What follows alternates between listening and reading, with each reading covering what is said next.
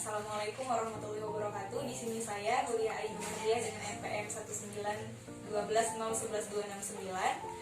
Di sini saya bersama dengan Mbak Kartika Melinda, seorang tenaga pengajar di salah satu sekolah swasta di Bandar Lampung.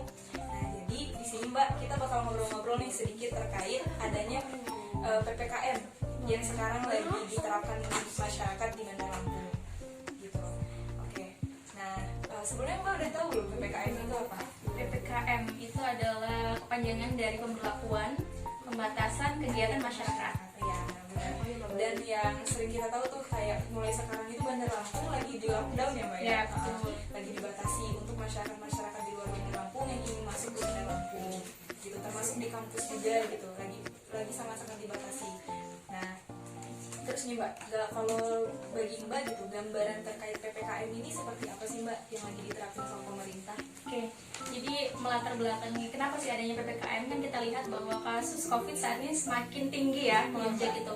Dan setiap harinya itu sudah lebih dari 20.000 lebih ya.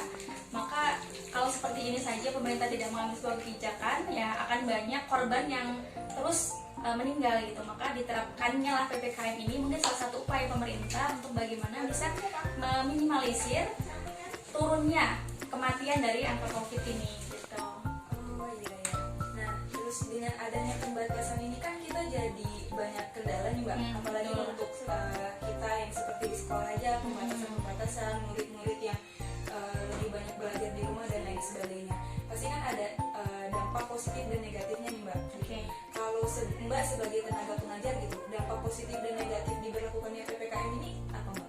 Oke, bagi saya yang sebagai seorang tenaga pengajar memang saat ini adalah kita masih libur gitu. Cuman fasenya seorang guru apabila kita ingin pembelajaran itu maksimal, maka kita harus persiapkan jauh hari gitu. Nanti anak-anak tuh masuk tanggal 12 Juli pun dari seminggu sebelumnya itu guru harus mempersiapkan perangkat pembelajaran. Terus kita juga ada in-house training gitu. Jadi untuk mempersiapkan perangkat pembelajaran yang akan nantinya diajarkan kepada anak, itu perlu adanya ketemu langsung gitu. Nah, dengan adanya PPKM ini tentu ada beberapa kegiatan yang itu tidak bisa kita lakukan secara langsung. Contohnya IHT. Jadi kalau kemarin kita melaksanakan IHT-nya itu online gitu.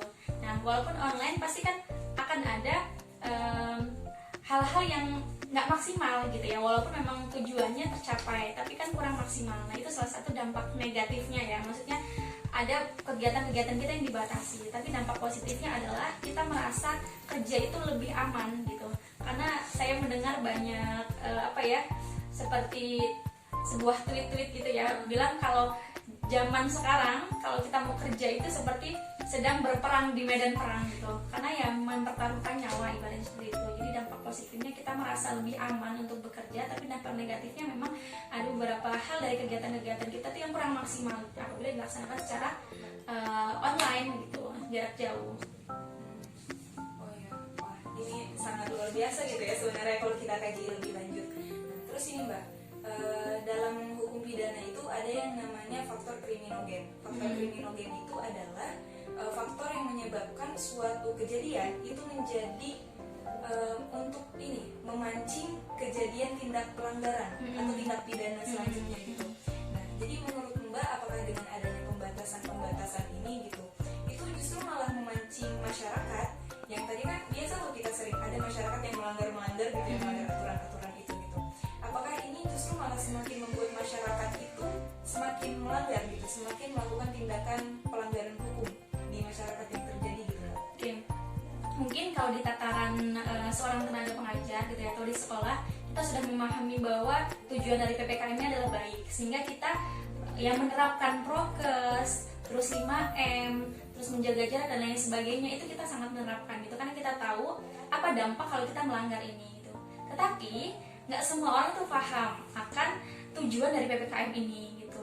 Seperti contohnya yang banyak kan masyarakat yang dia masih tabu gitu, atau dia tahu sebenarnya tapi dia sudah merasa jenuh, ada di titik jenuh, sehingga ya udahlah kita hidup seperti biasa aja gitu, new normal dengan bersahabat dengan COVID itu. Padahal itu dampaknya bahaya buat diri dia sendiri gitu. Jadi memang perlu adanya beberapa hal yang mungkin dilakukan gitu ya oleh pemerintah atau kita yang paham, sebagai orang yang paham, untuk bagaimana menyadarkanlah lingkungan sekitar kita gitu. Karena memang sekarang ini hampir setiap hari kita mendengar adanya kabar kematian dan lain sebagainya ya, terlepas itu dari COVID atau bukan, tapi ya memang COVID itu dekat dengan kita nyata seperti itu. Jadi memungkinkan sih adanya pembatasan-pembatasan ini akan adanya tindakan-tindakan yang membuat orang itu melanggar gitu. Ya mungkin saja gitu, karena kan semua orang tadi nggak paham seperti itu. Berarti memang kita tuh harus punya upaya gitu ya, Betul. Mbak, ya? Baik dari pemerintah ataupun dari kita-kita yang paham ini gitu kan, untuk mencerdaskan masyarakat. Oh ya, wah luar biasa sekali diskusi kita pada malam hari ini gitu ya. Oke, nah kalau dari kita nih Mbak sebagai masyarakat yang paham gitu, kira-kira apa sih Mbak? Kadang kalau kita cuman ngomong gitu kan, atau kita menegur teman kita, kadang tuh masih banyak yang kayak alah COVID aja gitu, konspirasi dan lain sebagainya gitu Mbak. Nah kalau itu menurut Mbak apa gitu yang bisa kita lakukan ke teman-teman kita? Oke. Kalau mungkin di lingkungan tempat saya bekerja itu orang lain sudah paham gitu ya, maka ya tidak perlu adanya penjelasan, tapi ya mungkin usaha-usaha untuk kita sering diingatkan aja gitu, jaga jarak kayak gitu, terus pakai masker, jangan lepas masker, terus cuci tangan dan sebagainya gitu. Insya Allah kalau kita nasihati mereka ya akan bisa menerima gitu. Tapi beda halnya dengan orang-orang yang mungkin ada di desa yang dia kurang paham gitu, atau mungkin orang yang dia sebenarnya tahu gitu tapi dia melanggar gitu. Maka ya tugas kita yang ini kita ingatkan dan kita beri contoh sih, lebih ke bagaimana kita mencontohkan gitu. Atau biasanya orang-orang yang seperti itu kalau dia ada tetangganya atau keluarganya atau orang terdekat yang sudah terkena baru dia sadar gitu. Maka kalau yang sudah seperti itu ya memang harus tumbuh adanya kesadaran dari dalam diri sendiri sih. Selain juga perlu diingatkan, diberikan contoh gitu. Dan selain itu upaya dari kita ya, mungkin kalau dari pemerintah ya selama ini banyak ya iklan-iklan dan lain sebagainya untuk mengingatkan gitu. Terus kita mau masuk ke supermarket dan lainnya harus tes suhu, terus kalau nggak pakai masker nggak boleh masuk kayak gitu. Terus juga ada beberapa yang harus pakai maskernya double dan lain sebagainya. Itu kan emang salah satu usaha kita gitu ya, usaha pemerintah yang atau usaha dari masyarakat orang-orang tertentu untuk menyadarkan seperti itu. Terus kalau yang dari pemerintah atau aparat-aparat tertentu gitu ya, kalau bisa sih jangan hanya menerapkan sebuah peraturan gitu, tapi juga mereka ikut terjun gitu ya, memberikan pencerdasan. Terus juga atau kalau misalkan ke pasar itu jangan hanya dibubarin yang nggak pakai masker pulang, tapi mereka kasih masker kayak gitu, atau mereka memberikan tempat-tempat untuk cuci tangan di tempat-tempat umum gitu. Jadi memang harus banyak kerjasama dari banyak pihak sih gitu, nggak hanya dari tenaga yang menertibkan, tapi masyarakat juga yang dia paham, dia harus ikut mencerdaskan, mensosialisasikan ini gitu. Karena jangan hanya karena kita egois tapi diri di rumah, tapi justru kita malah mendekati kerumunan. Jangan sampai seperti itu gitu. Maka di masa seperti ini patuhilah peraturan yang sudah digulirkan gitu ya. Pasti tentunya itu adalah untuk kebaikan. Jadi kita peduli dengan orang-orang terdekat kita gitu ya. Jadi perlu adanya kerjasama dari individu kita sendiri pun gitu ya, dari orang-orang terdekat sampai dari lingkup masyarakat. Seperti itu. Oke, wah luar biasa sekali ya Mbak ya dalam diskusi kita malam ini gitu. Benar sih, Aina juga setuju gitu. Kita memang harus ada kerjasama dari semua pihak gitu. Pemerintah itu mensosialisasikan COVID itu dengan cara yang bersahabat kepada masyarakat.